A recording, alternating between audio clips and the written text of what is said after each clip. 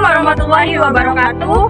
Saya Nabila Wasawati dengan NIM 2342400041 dan saya Intan Nur Faizah dengan NIM 2342400043. Kami dari Universitas Nurul Jadid, Fakultas Sosial dan Humaniora, Prodi Ekonomi Angkatan 2023 dengan dosen pengaku Bapak Lukman Hakim MM.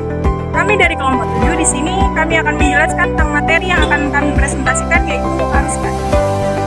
Apakah ada yang tahu kas itu apa? Kas merupakan bentuk aktiva yang paling liquid yang bisa dipergunakan segera untuk memenuhi kewajiban finansial perusahaan. John Maynard Keynes mengatakan bahwa ada 3 motif untuk memiliki kas. Yang pertama yaitu motif transaksi. Motif transaksi berarti perusahaan yang menyediakan kas untuk membayar berbagai transaksi bisnisnya, baik transaksi yang reguler maupun yang tidak reguler. Yang kedua yaitu motif berjaga-jaga. Motif berjaga-jaga dimaksudkan untuk mempertahankan saldo kas guna memenuhi permintaan kas yang sifatnya tidak terduga. Seandainya semua pengeluaran dan pemasukan kas bisa diprediksi dengan sangat akurat, maka saldo kas untuk motif berjaga-jaga akan sangat rendah. Yang ketiga ada motif spekulasi. Motif spekulasi dimaksudkan untuk memperoleh keuntungan dari memiliki atau menginvestasikan kas dalam investasi yang sangat liquid. Biasanya, jenis investasi yang dipilih adalah investasi pada sekuritas. Apabila bunga diperkirakan turun, maka perusahaan akan merubah kas yang dimiliki menjadi saham, dengan harapan harga saham akan naik apabila memang semua pemodal berpendapat bahwa suku bunga akan turun. Selanjutnya ada model-model manajemen kas. Yang pertama, model persediaan.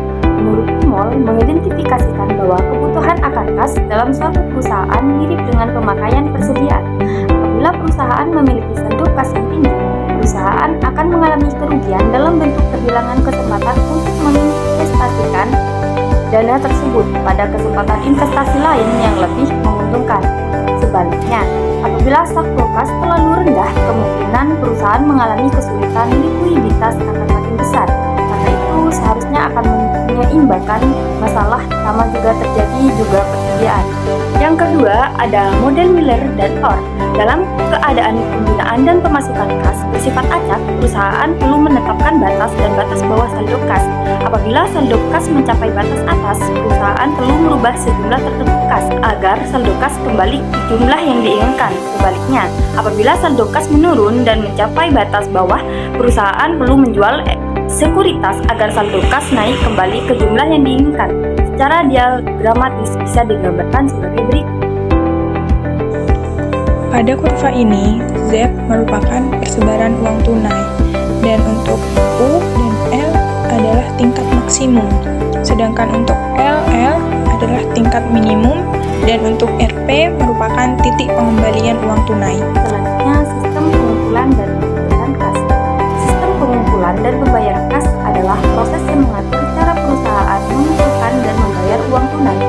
Ini melibatkan catatan transaksi kas, pengelolaan dana, serta proses pengawasan dan pengendalian untuk memastikan keakuratan dan keamanan dalam pengelolaan kas perusahaan. Sebelumnya, apakah kalian mengetahui tentang apa itu portofolio investasi? Portofolio investasi adalah kumpulan dari berbagai jenis investasi seperti saham, obligasi, reksadana, dan aset lainnya yang dimiliki oleh seorang investor. Tujuan dari memiliki portofolio investasi adalah untuk mencapai diversifikasi resiko dan mencapai tujuan keuangan jangka panjang. Untuk portofolio investasi itu sendiri, misalkan perusahaan saat ini memiliki saldo kas sebesar 600 juta, diperkirakan dari anggaran kas yang disusun 400 juta diantaranya baru akan dipergunakan pada 3 bulan yang akan datang. Untuk itu, manajer keuangan bisa, misalnya, mendepositokan 400 juta tersebut untuk jangka waktu 3 bulan dengan bunga misal 12% per tahun. Dengan demikian, selama 3 bulan tersebut, perusahaan akan memperoleh penghasilan dari investasinya sebesar 12 juta. Esensi pengaturan kas tersebut adalah untuk mengoptimalkan pemanfaatan kas. Jumlah saldo kas yang terlalu banyak memang baik apabila dipandang dari sisi likuiditas, tetapi tidak menguntungkan apabila dipandang dari aspek profitabilitas.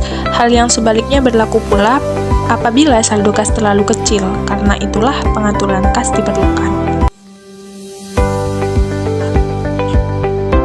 Bye-bye. Sekian dari kelompok kami. Wassalamualaikum warahmatullahi wabarakatuh.